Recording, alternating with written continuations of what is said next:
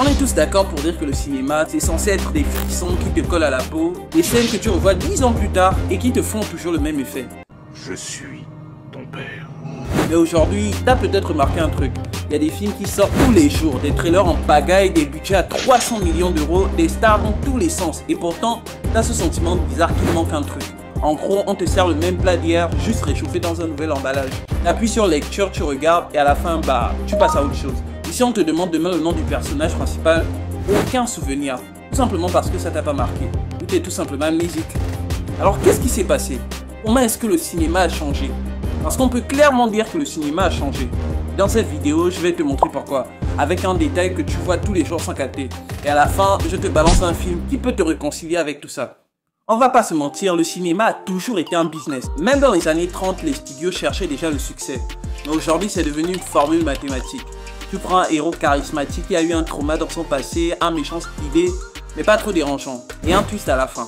Ajoute quelques effets spéciaux, saupoudre d'un peu de nostalgie, et paf, t'as ton blockbuster calibré pour Netflix. Mais ce qui dérange, c'est pas juste la répétition, c'est le vide émotionnel derrière. C'est quand on te fait croire qu'un plan en slow motion ou un regard triste suffit à te faire vibrer, alors qu'en vrai, tu regardes sans rien ressentir.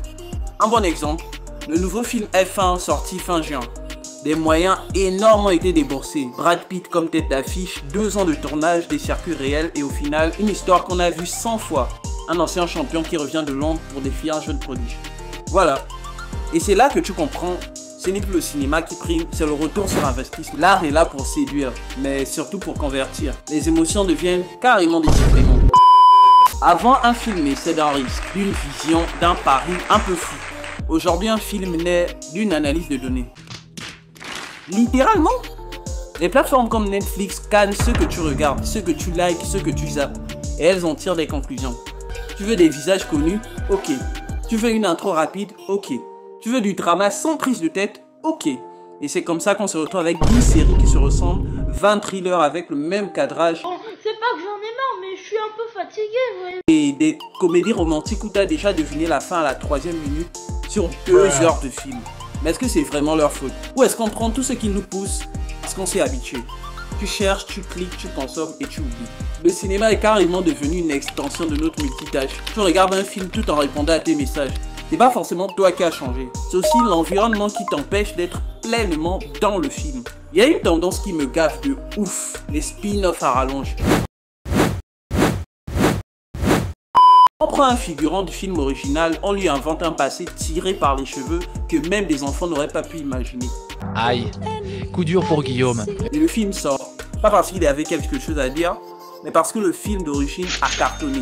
Et là où ça devient inquiétant, c'est que même les œuvres qui partaient avec un message fort finissent par s'user. Un exemple parfait, Squid Game. Une série qui dénonçait la violence du système et l'appât de l'argent. Et qui en arrive à une saison 3 et un spin-off US, même si ce n'est pas encore officiel. Parce que ça a littéralement tout explosé. Et c'est ça le paradoxe. Ceux qui dénonçaient la machine est devenu un rouage de la machine. Et quand tout est tiré en longueur, quand chaque succès au box-office est recyclé et essoré jusqu'au dernier dollar, comment tu veux encore ressentir un vrai impact? Même quand l'image est belle, même quand l'acteur joue bien, t'as cette sensation de déjà vu coller à la peau. On en vient à se demander, est-ce qu'on regarde encore des films ou juste des produits dérivés d'anciens succès? Et pourtant, parfois tu tombes sur un film qui te coupe le souffle. Un film que t'as pas vu venir. Pas forcément parce qu'il t'en met plein la vue. Il te fait peut-être découvrir. Un mot que tu ne pensais plus jamais écouter dans le ciné. Des séries comme Euphoria qui prennent leur temps, qui osent des silences, des émotions brutes, des regards qu'on dit long sans parler. C'est une série certes, les films sont capables de proposer ça. Des films indés, européens, des films lents, moins formatés, plus bruts. Tu vois que derrière la caméra, il y a quelqu'un qui a envie de dire un truc. Pas juste de remplir des cases. Et le pire, c'est que ces films existent encore. Mais faut aller les chercher. Faut sortir des tendances. Faut pas attendre que l'algorithme les serve parce que ça n'arrivera jamais. Le cinéma n'a pas disparu. Il a juste été caché sous une montagne de contenu rentable.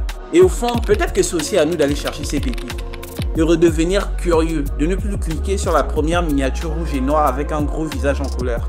Parce qu'un bon film, c'est pas celui qui fait le plus de bruit, c'est celui qui te laisse une trace. Alors oui, le cinéma a changé, mais il peut rechanger. Ce qui nous manque aujourd'hui, c'est pas juste des bons films. C'est des œuvres qui prennent des risques, qui cherchent pas forcément à plaire à tout le monde, mais qui veulent provoquer un vrai souvenir. Mais il faut aussi qu'on fasse notre part.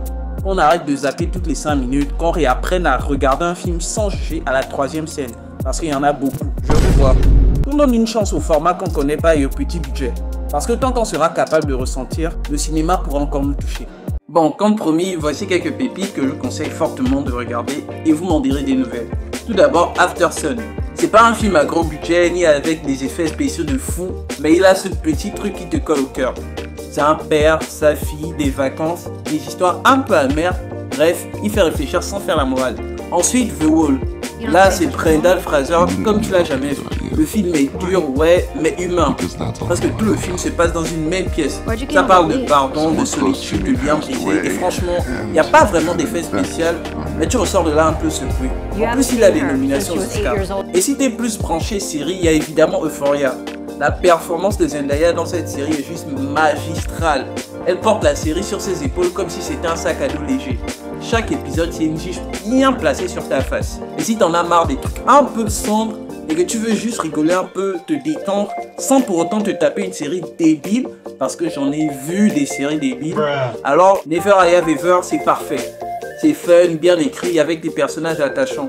Et ça parle quand même de trucs vrais, mais en dégageant de la joie. Bon, maintenant j'ai parlé comme si j'étais sponsorisé par ces films, alors qu'ils vont même pas m'acheter un soda. Et toi, c'est quoi le dernier film qui t'a vraiment marqué? Celui qui t'a donné envie de rester assis, même après le générique de fin. Celui qui t'a mis en pause dans ta vie, juste quelques secondes. Dis-moi ça en commentaire. Je te jure, je lis tout. Et si cette vidéo t'a parlé, tu connais le game. Lâche un like, abonne-toi si ce n'est pas déjà fait et active la cloche pour qu'on vive ensemble la prochaine séance. Tu peux aussi aller checker cette vidéo qui parle de la chute des jeux vidéo ou celle-ci qui se demande pourquoi on a romantisé la dépression. Bref, t'as capté. À la semaine prochaine ou à dans 5 secondes. Ciao.